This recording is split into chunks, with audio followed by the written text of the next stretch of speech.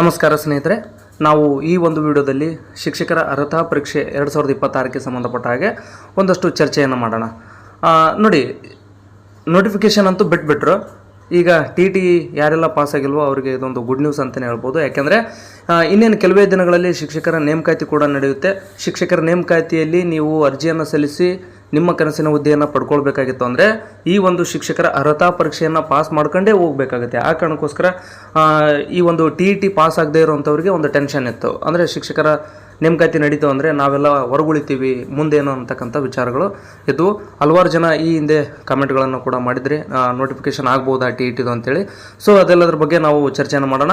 ಇದೀಗ ಶಿಕ್ಷಕರ ಅರ್ಹತಾ ಪರೀಕ್ಷೆ 2026ರ ನೋಟಿಫಿಕೇಷನ್ ಬಂದಿದೆ. ಇದೆಲ್ಲದರ ಮಾಹಿತಿಯನ್ನು ತಿಳಿದುಕೊಳ್ಳೋದಕ್ಕಿಂತ ಮುಂಚೆ ನೀವೇನಾದರೂ ನಮ್ಮ ಯೂಟ್ಯೂಬ್ ಚಾನಲನ್ನು ಸಬ್ಸ್ಕ್ರೈಬ್ ಮಾಡ್ಕೊಂಡಿಲ್ಲ ಅಂದರೆ ಸ್ನೇಹಿತರೆ ದಯವಿಟ್ಟು ಸಬ್ಸ್ಕ್ರೈಬ್ ಮಾಡಿಕೊಂಡು ವಿಡಿಯೋವನ್ನು ಪೂರ್ತಿ ನೋಡಿ ಅಂತ ಹೇಳ್ತಾ, ನೋಡಿ ಈ ಒಂದು ವಿಡಿಯೋನ ಆರಂಭ ಮಾಡೋಣ.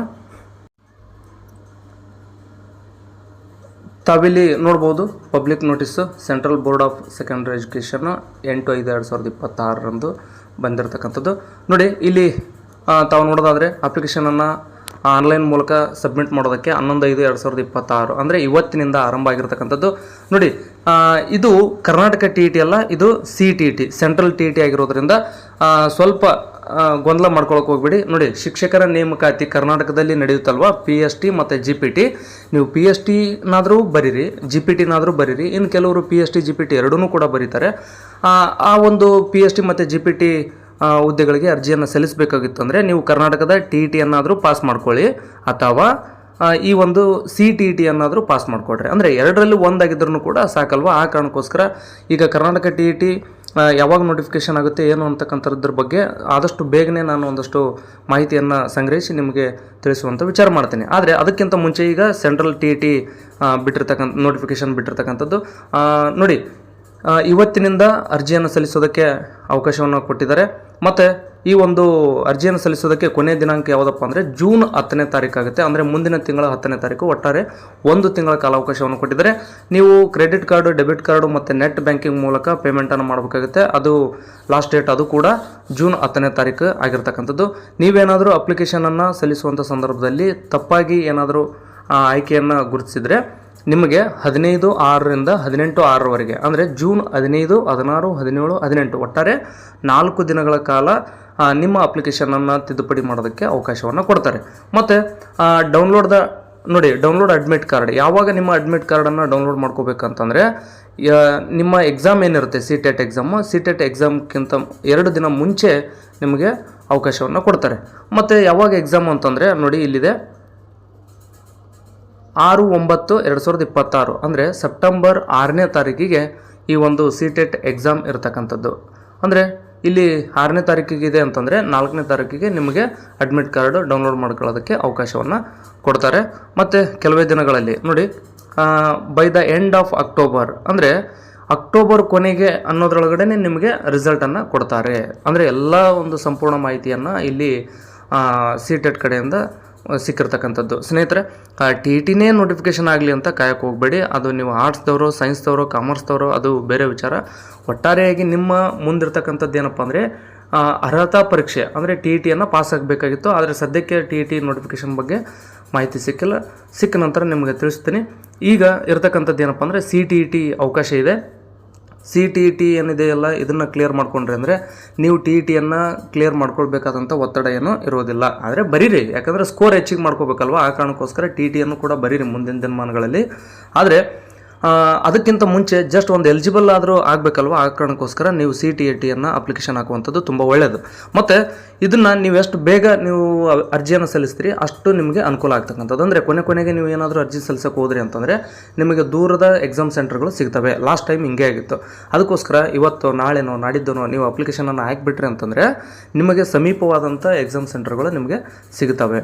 ಮತ್ತು ಇಲ್ಲಿ ಕೂಡ ಸೇಮ್ ಸಿಲೆಬಸ್ ಇದೆ. ಅಂದರೆ CTETಗೆ ಏನು ವ್ಯತ್ಯಾಸ ಅಂತ ನೀವು ಕೇಳ್ಬೋದು. CTET ಮತ್ತು TTಗೆ ಏನು ವ್ಯತ್ಯಾಸ ಅಂತಂದರೆ TTಯನ್ನು ನೀವು ಕನ್ನಡದಲ್ಲಿ ಬರಿಬೋದು. ಅಂದರೆ ಕನ್ನಡ 30 ಪ್ರಶ್ನೆಗಳು ಬರ್ತವೆ, ಇಂಗ್ಲೀಷ್ 30 ಪ್ರಶ್ನೆಗಳು ಬರ್ತವೆ, ಹಾಗೆಯೇ ಸೈಕಾಲಜಿ ಒಂದು 30 ಪ್ರಶ್ನೆಗಳು ಬರ್ತವೆ, ಇನ್ನುಳಿದಂತೆ 60 ಪ್ರಶ್ನೆಗಳು ಸಮಾಜ ವಿಜ್ಞಾನ. ಒಂದು ವೇಳೆ ಸೈನ್ಸ್ದವರಾಗಿದ್ದರೆ 30 ಮ್ಯಾಥ್ಸು 30 ಸೈನ್ಸ್ ಬರ್ತವೆ. ಕಾಮರ್ಸ್ದವರಿಗೂ ಕೂಡ ಸೇಮ್ ಸಮಾಜ ವಿಜ್ಞಾನನ ಇರುತ್ತೆ. ಆ ಕಾರಣಕ್ಕೋಸ್ಕರ ನೋಡಿ ಇಲ್ಲಿ ಏನಾಗಿದೆ ಅಂತಂತಂದರೆ 30 ಕನ್ನಡ, 30 ಇಂಗ್ಲೀಷು, 30 ಸೈಕಾಲಜಿ, 60 ಏನು ನಿಮ್ಮ ಸಬ್ಜೆಕ್ಟ್ ಇರುತ್ತೆ ಆ ಸಬ್ಜೆಕ್ಟ್ಗೆ ಸಂಬಂಧಪಟ್ಟಂತೆ ಒಂದು ಪ್ರಶ್ನೆಗಳನ್ನು ಕೇಳ್ತಾರೆ. ಇದೇ ಸೇಮ್ ಪ್ಯಾಟರ್ನ್ CTETಯಲ್ಲಿ ಇರುವಂಥದ್ದು. ಅಂದರೆ TETಗೆ ಬೇರೆ ಸಿಲೆಬಸ್ಸು, CTETಗೆ ಬೇರೆ ಸಿಲೆಬಸ್ ಅಂತೇನಿಲ್ಲ. ಎರಡೂ ಸಿಲೆಬಸ್ಗಳು ಸೇಮ್ ಆಗಿರೋದ್ರಿಂದ ನಿಮಗೆ ಓದ್ಕೊಳ್ಳೋದಕ್ಕೆ ತುಂಬ ಅವಕಾಶ ಸಿಗುತ್ತೆ. ಆದರೆ ಇರ್ತಕ್ಕಂಥ ವ್ಯತ್ಯಾಸ ಏನು ಅಂತಂದರೆ ಇಲ್ಲಿ TETಯಲ್ಲಿ ಕ್ವಶನ್ ಪೇಪರು ಕನ್ನಡದಲ್ಲಿ ಇರುತ್ತೆ. ಆದರೆ ಇಂಗ್ಲೀಷ್ 30 ಏನು ಇರ್ತಾವಲ್ಲ ಅವು 30 ಕನ್ನಡದಲ್ಲಿ ಇರಲ್ಲ. ಮತ್ತು ಆ ಇಂಗ್ಲೀಷ್ 30 ಪ್ರಶ್ನೆಗಳು ಇಂಗ್ಲೀಷ್ನಲ್ಲೇ ಇರ್ತವೆ. ಅದನ್ನು ಹೊರತುಪಡಿಸಿ ಕನ್ನಡದ 30 ಪ್ರಶ್ನೆಗಳು ಕನ್ನಡದಲ್ಲೇ, ಆಮೇಲೆ ಸೈಕಾಲಜಿಯ 30 ಪ್ರಶ್ನೆಗಳು ಕನ್ನಡದಲ್ಲೇ, ಹಾಗೂ 60 ಪ್ರಶ್ನೆ ಸಮಾಜ ವಿಜ್ಞಾನ ಆಗಿರ್ಬೋದು ಅಥವಾ ಗಣಿತ ವಿಜ್ಞಾನ ಆಗಿರ್ಬೋದು ಅವು ಕನ್ನಡದಲ್ಲೇ ಇರ್ತವೆ. ಆದರೆ CTETಯಲ್ಲಿ ಏನು ವ್ಯತ್ಯಾಸ ಆಗುತ್ತೆ ಅಂದರೆ 30 ನೀವು ಕನ್ನಡವನ್ನು ಆಯ್ಕೆ ಮಾಡ್ಕೊಳ್ತೀರಿ. ಅಂದರೆ ಕನ್ನಡವನ್ನು ಆಯ್ಕೆ ಮಾಡ್ಕೊಂಡಾಗ 30 ಪ್ರಶ್ನೆಗಳು ಕನ್ನಡದಲ್ಲಿ ಸಿಗ್ತವೆ. ಇನ್ನುಳಿದಂತೆ 30 ಪ್ರಶ್ನೆಗಳು ಇಂಗ್ಲೀಷ್ನಲ್ಲಿ ಇರ್ತಾವಲ್ಲ ಅದು ಇಂಗ್ಲೀಷ್ನಲ್ಲೇ ಬರೀತೀರಿ. 30 ಪ್ರಶ್ನೆಗಳೇನು ಸೈಕಾಲಜಿಯಲ್ಲಿ ಬರ್ತವೆ ಆ 30 ಪ್ರಶ್ನೆಗಳು ಸೈಕಾಲಜಿ ಹಿಂದಿ ಅಥವಾ ಇಂಗ್ಲೀಷ್ನಲ್ಲಿ ಇರುತ್ತೆ. ಇಲ್ಲಿ ಸ್ವಲ್ಪ ವ್ಯತ್ಯಾಸ ಆಯಿತು. ಇನ್ನುಳಿದಂತೆ ನಿಮ್ಮ ಸಮಾಜ ವಿಜ್ಞಾನ ಏನಿರುತ್ತೆ ಅಥವಾ ಸೈನ್ಸ್ ಮ್ಯಾಥ್ಸ್ ಏನಿರುತ್ತೆ ಆ 60 ಪ್ರಶ್ನೆಗಳು ಹಿಂದಿ ಅಥವಾ ಇಂಗ್ಲೀಷ್ನಲ್ಲೇ ಇರ್ತವೆ. ಅಂದರೆ ಇಲ್ಲಿ 90 ಪ್ರಶ್ನೆಗಳದ್ದು ಸ್ವಲ್ಪ ಸಮಸ್ಯೆ ಆಗ್ಬೋದು. ಅಂದರೆ ಸಮಸ್ಯೆ ಅಂತೇನಿಲ್ಲ, ಸಮಾಜ ವಿಜ್ಞಾನದಲ್ಲಿ ನೀವು ಓದಿರ್ತೀರಲ್ವ ಅದೇ ಪಾಠಗಳು ಇರ್ತವೆ. ಅದೇ ಇತಿಹಾಸ, ಪೌರನೀತಿ, ಸಮಾಜಶಾಸ್ತ್ರ, ಅರ್ಥಶಾಸ್ತ್ರ. ಸ್ವಲ್ಪ ಇಂಗ್ಲೀಷ್ ಟಫ್ ಆಗ್ಬೋದು ಆರ್ಟ್ಸ್ ಸ್ಟೂಡೆಂಟ್ಗೆ, ಇಲ್ಲಂತಲ್ಲ. ಅದನ್ನು ಸ್ವಲ್ಪ ನೀವು ಓದ್ಕೊಂಡು ಸರಿಯಾಗಿ ಗುರುತಿಸಿದ್ರಿ ಅಂತಂದರೆ ಸಕ್ಸಸ್ ಆಗ್ಬೋದು. ನೋಡಿ ನೀವು TETಗೆ ಆಲ್ರೆಡಿ 30 ಪ್ರಶ್ನೆಗಳಿಗೆ ಓದ್ಕೊಂಡಿದ್ರೆ ಕನ್ನಡ, 30 ಇಂಗ್ಲೀಷ್ ಓದ್ಕೊಂಡಿದ್ರಿ. ಇಲ್ಲಿ 30 60 ಪ್ರಶ್ನೆಗಳಿದ್ದಾವೆ ಅಂತಂತಂದರೆ ನೀವು ಕನ್ನಡಕ್ಕೆ ಕನಿಷ್ಠ 25 ಗುರುತಿಸಿದ್ರಿ ಅಂತಂದರೆ 25 ಮಾರ್ಕ್ಸನ್ನ ನೀವು ಪಡ್ಕೊಂಡ್ರಿ ಅಂದರೆ ಇಂಗ್ಲೀಷ್ನಲ್ಲಿ ನೀವು ಕನಿಷ್ಠ 15ರಿಂದ 20 ಏನಾದರೂ ಪಡ್ಕೊಂಡ್ರಿ ಅಂತಂದರೆ ನೋಡಿ ಒಂದು 20 ಪಡ್ಕೊಂಡ್ರಿ ಅಂತಂದ್ರೂ ಕೂಡ ಎಷ್ಟಾಗುತ್ತೆ 45 ಆಗುತ್ತೆ. ಅಂದರೆ ಒಂದು ಇಂಗ್ಲೀಷ್ಗೆ ಹೇಗಾದರೂ ಮಾಡಿ ಇಂಗ್ಲೀಷ್ಗೆ ಒಂದು 20 ಪ್ರಶ್ನೆಗಳು ಹಾಗೂ ಕನ್ನಡಕ್ಕೆ 25 ಪ್ರಶ್ನೆಗಳಿಗೆ ಸರಿಯಾಗಿ ಉತ್ತರವನ್ನು ಕೊಟ್ಟರೆ ಅಂದರೆ ಒಟ್ಟಾರೆ 45 ಆಗ್ತಕ್ಕಂಥದ್ದು. ಸೈಕಾಲಜಿಯಲ್ಲಿ ನಿಮ್ಗೆ ಎಷ್ಟು ಸಾಧ್ಯ ಆಗುತ್ತೆ ಅಷ್ಟು ಸ್ಕೋರ್ ಮಾಡಿ. ಹಾಗೆ ಸಮಾಜ ವಿಜ್ಞಾನ ಏನಿದೆ ಆ 60 ಪ್ರಶ್ನೆಗಳಲ್ಲಿ ನೋಡಿ ಎಷ್ಟು ಇರ್ತಕ್ಕಂಥದ್ದು ಅಂದರೆ 60 ಪ್ರಶ್ನೆಗಳಲ್ಲಿ ನೀವು ಒಂದು 25-30 ಆದರೂ ಮಾಡೋಕ್ಕೆ ಸಾಧ್ಯ ಆಗುತ್ತಾ ನೋಡ್ಕೊಳ್ಳಿ. ಅಂದರೆ ಒಂದು 60ರಲ್ಲಿ 30 ಮಾಡಿರಿ. ನೀವು ನೆಗೆಟಿವ್ ಇರಲ್ಲ, ಏನಿರಲ್ಲ, ಎಲ್ಲವಕ್ಕೂ ಟಿಕ್ ಹಾಕೋದಿರುತ್ತೆ. ಎಲ್ಲನೂ ನೀವು ಆನ್ಸರ್ ಮಾಡಿ ಬಂದ್ರಿ ಅಂದರೆ 60ರಲ್ಲಿ ಹೇಗಾದರೂ ಮಾಡಿ ಒಂದು 30 ಪಡ್ಕೊಂಡ್ರಿ ಅಂತಂದರೆ ಇಲ್ಲೇನ 30 ಅಥವಾ 35 ಪಡ್ಕೊಂಡ್ರಿ ಅಂದರೆ ಎಷ್ಟಾಗುತ್ತೆ 75ರಿಂದ 80 ಆಗುತ್ತೆ. ಅಂದರೆ 30 ಪಡ್ಕೊಂಡ್ರೆ 75 ಆಗುತ್ತೆ. ಒಂದು ವೇಳೆ 35 ಏನಾದರೂ ತೊಗೊಂಡ್ರಿ ಅಂತಂದರೆ ಎಷ್ಟಾಗುತ್ತೆ 80 ಆಗ್ತಕ್ಕಂಥದ್ದು. ಆಮೇಲೆ ಇಲ್ಲಿ SC ST ಏನಾಗುತ್ತೆ 82 83 ತೊಗೊಂಡ್ರೆ ನೀವು ಪಾಸ್. ಅದೇ OBC ಅವರು GMದವರಾಗಿದ್ದರೆ 90 ತೊಗೋಬೇಕಾಗುತ್ತೆ. ಅಲ್ಲ OBC ಅವ್ರಿಗೆ ಏನು ಅನಿಸುತ್ತೆ 83 ತೊಗೊಂಡ್ರೆ OBC ಅವರು CTET ಪಾಸ್ ಆದಂಗೆ, ಆದರೆ ಅದು ಕರ್ನಾಟಕದಲ್ಲಿ ಎಲಿಜಿಬಲ್ ಅಲ್ಲ 83. OBCದವರಿಗೆ ಇಲ್ಲಿ ಕರ್ನಾಟಕದಲ್ಲಿ ಎಲಿಜಿಬಲ್ ಸ್ಕೋರ್ ಇರ್ತಕ್ಕಂಥದ್ದು 90. ಅದಕ್ಕೆ ನಾನು 83 ತೊಗೊಂಡು CTET ಪಾಸ್ ಆಗಿನಿ, 88 ತೊಗೊಂಡು SC ST ಅವ್ರನ್ನ ಹೊರತುಪಡಿಸಿ ಹೇಳ್ತಾ ಇದ್ದೀನಿ, ಅದನ್ನು ಅರ್ಥ ಮಾಡ್ಕೊಳ್ರಿ.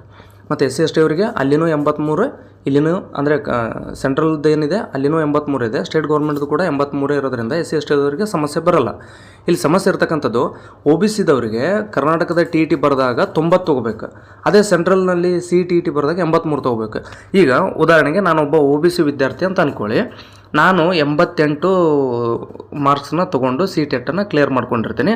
ಆದರೆ ಇಲ್ಲಿ ಶಿಕ್ಷಕರ ಒಂದು ನೇಮಕಾತಿಗೆ ಅರ್ಜಿಯನ್ನು ಸಲ್ಲಿಸಿದಾಗ ಇದು ಎಲಿಜಿಬಲ್ ಆಗಲ್ಲ. ಯಾಕಂದರೆ ನಾನು ಒಬ್ಬ OBC ಅಭ್ಯರ್ಥಿ ಅಂದರೆ ನಾನು ಇಲ್ಲಿ ಅಪ್ಲಿಕೇಶನ್ ಆಗಬೇಕಾಗಿತ್ತು ಅಂದರೆ TETಯಲ್ಲಿ ಅಥವಾ ಅರ್ಹತಾ ಪರೀಕ್ಷೆಯಲ್ಲಿ 90 ಅಂಕಗಳನ್ನು ತೊಗೊಂಡಿರ್ಬೇಕು. ಅದಕ್ಕೆ ನಾನು ಹೇಳೋಂಥದ್ದು ಏನಂದರೆ SC ST ಅವರು 83 ಆಗೋದಕ್ಕಿಂತ ಹೆಚ್ಚು ಸ್ಕೋರ್ ಮಾಡ್ತಕ್ಕಂಥ ಟಾರ್ಗೆಟ್ ಇಟ್ಕೊಳ್ಳಿ.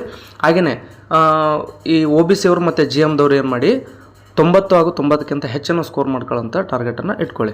ಇಲ್ಲಿ 45 ಅಂತಂದರೆ ಕನಿಷ್ಠ ನೀವು 60 ಸಮಾಜ ವಿಜ್ಞಾನದಲ್ಲಿ ಒಂದು 35ರವರೆಗೆ ಏನಾದರೂ ಮಾಡಿ ತೊಗೊಂಡ್ರಿ ಅಂತಂದರೆ ಒಟ್ಟಾರೆ 80 ಆಗುತ್ತೆ. 30 ಸೈಕಾಲಜಿ ಇರ್ತವೆ, ಹೆಂಗೋ ಏನೋ ಮಾಡಿ ಹಾಕಿದ್ರೂ ಒಂದು 8-10 ಬಿದ್ದುಬಿಟ್ರೆ ಒಂದು 90 ಆಯಿತು ಅಂತಂದರೆ ಇಲ್ಲೇನಾಗುತ್ತೆ ಕ್ಲಿಯರ್ ಆದಂತೆಯೇ. ಅಂದರೆ ಕನ್ನಡದಲ್ಲಿ 25 ಬೀಳ್ತಾವನ್ನು ಹೆಚ್ಚಿಗೆ ಮಾಡಬೇಕು. ಮತ್ತು 26, 27, 28ರವರೆಗೆ ಮಾಡಿದ್ರಿ ಅಂತಂದರೆ ಸೈಕಾಲಜಿ ಒಂದು 7-8 ಬಿದ್ದರೂ ಪರವಾಗಿಲ್ಲ. ನೋಡಿ 30ರಲ್ಲಿ 7-8 ಹೇಳಕತ್ತೀನಿ ನಾನು. ಸೈಕಾಲಜಿ ಇಂಗ್ಲೀಷ್ನಲ್ಲಿ ಇರುತ್ತೆ, ನಮ್ಗೆ ಅರ್ಥ ಆಗಲ್ಲ ಅಂತಂದು ನೀವು ಏನೋ ಕಣ್ಣು ಮುಚ್ಚಿ ಗುಂಡು ಹಾಕಿ ಬಂದಿರಿ ಅಂದ್ರೂ ಕೂಡ ಅಂದ್ರೆ ಅದನ್ನ ಶೇಡ್ ಮಾಡಿ ಬಂದಿರ್ತೀರಿ. ಶೇಡ್ ಮಾಡಿ ಬಂದಿರಿ ಏನೂ ಗೊತ್ತೇ ಇಲ್ಲ, ನಾನು ತಿಳಿದಿದ್ದು ಏನೋ ಶೇಡ್ ಮಾಡಿ ಬಂದೀನಿ ಅಂತಂದ್ರೂ 30ರಲ್ಲಿ ಒಂದು 7-8 ಬಂದ್ರೂ ಕೂಡ ಕನ್ನಡದಲ್ಲಿ ಒಂದು 26-27 ಮಾಡಿದ್ರಿ ಅಂದ್ರೆ ಸೈಕಾಲಜಿಯಲ್ಲಿ ಒಂದು 2 ಕಮ್ಮಿ ಆಗೋದಕ್ಕೆ, ಕನ್ನಡದಲ್ಲಿ ಒಂದು 2 ಹೆಚ್ಚಾಗೋದಕ್ಕೆ ನಿಮ್ಮ ಸ್ಕೋರು ಒಂದು 90 ಅಥವಾ 90ಗಿಂತ ಹೆಚ್ಚಾಗೇ ಬಿಡುತ್ತೆ. ಸೊ ಅಂದರೆ ನಿಮ್ಗೆ ಅನಿಸ್ಬೋದು ಏನ್ರಿ ನೀವು ಹಂಗೆ ಹೇಳೋಂಥದ್ದು ಭಾಳ ಸರಳ, ಅಲ್ಲಿ ಕಷ್ಟ ಆಗುತ್ತೆ ನಮಗೆ ಅಂತ ಹೇಳ್ಬೋದು. ಆದರೆ ಅನಿವಾರ್ಯ ಅಲ್ವಾ, ಅದಕ್ಕೋಸ್ಕರ ಹೇಳ್ತಾ ಇದ್ದೀನಿ. ನೀವು ಏನೇ ಮಾಡಿ 90+ ಸ್ಕೋರ್ ಮಾಡ್ತಕ್ಕಂಥ ಟಾರ್ಗೆಟನ್ನು ಇಟ್ಕೊಳ್ಳಿ. ಈಗ ಶಿಕ್ಷಕರ ಅರ್ಹತಾ ಪರೀಕ್ಷೆ ಏನು ನೋಟಿಫಿಕೇಷನ್ ಆಗಿದೆ, ನಾನು ಈ ಹಿಂದಿನ ವೀಡಿಯೋಗಳಲ್ಲಿ ಹೇಳಿದ್ದೆ ಮೇನಲ್ಲಿ ಖಂಡಿತವಾಗಲೂ ನೋಟಿಫಿಕೇಷನ್ ಆಗುತ್ತೆ ಅಂತ ಹೇಳಿದ್ದೆ. ಆ ಪ್ರಕಾರ ನೋಟಿಫಿಕೇಷನ್ ಆಗಿದೆ. ಮತ್ತು ಇದಕ್ಕೆ ಯಾವ್ಯಾವ ಪುಸ್ತಕಗಳನ್ನು ತೊಗೋಬೇಕು, ಏನೇನು ಓದಬೇಕು, ಇದೆಲ್ಲದ್ರ ಬಗ್ಗೆ ಮತ್ತೆ ನಾನು ನೆಕ್ಸ್ಟ್ ವೀಡಿಯೋದಲ್ಲಿ ನಿಮಗೆ ತಿಳಿಸ್ಕೊಡ್ತೀನಿ. ಸಾಧ್ಯ ಆದಷ್ಟು ಕ್ಲಾಸ್ಗಳನ್ನು ಕೂಡ ಮಾಡೋಣ. ತಮ್ಮೆಲ್ಲರ ಪ್ರೋತ್ಸಾಹ ಇರಲಿ.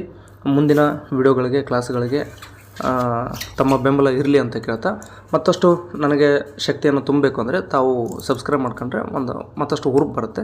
ಹೆಚ್ಚಿನ ವೀಡಿಯೋಗಳನ್ನು ಮಾಡ್ತೀನಿ. ನಿಮಗೆ ಶಿಕ್ಷಕರ ಅರ್ಹತಾ ಪರೀಕ್ಷೆ ಆಗಿರ್ಬೋದು, ಶಿಕ್ಷಕರ ನೇಮಕಾತಿ ಆಗಿರ್ಬೋದು, ಅಥವಾ PU ಉಪನ್ಯಾಸಕರು, ಅಸಿಸ್ಟೆಂಟ್ ಪ್ರೊಫೆಸರ್, ಇನ್ನಿತರ ಹುದ್ದೆಗಳಿಗೆ ಸಂಬಂಧಪಟ್ಟಂಥ ಮಾಹಿತಿಯನ್ನು ತಮಗೆ ಸಕಾಲಕ್ಕೆ ತಿಳಿಸ್ಕೊಡ್ತಾ ಒಂದು ಒಳ್ಳೆಯ ಮಾರ್ಗದರ್ಶನವನ್ನು ನೀಡ್ತೀನಿ ಅಂತ ಹೇಳ್ತಾ ಈ ಒಂದು ವೀಡಿಯೋನಲ್ಲಿ ಮುಗಿಸ್ತಾ ಇದ್ದೀನಿ. ದಯವಿಟ್ಟು ಸಬ್ಸ್ಕ್ರೈಬ್ ಮಾಡ್ಕೊಳ್ಳಿ.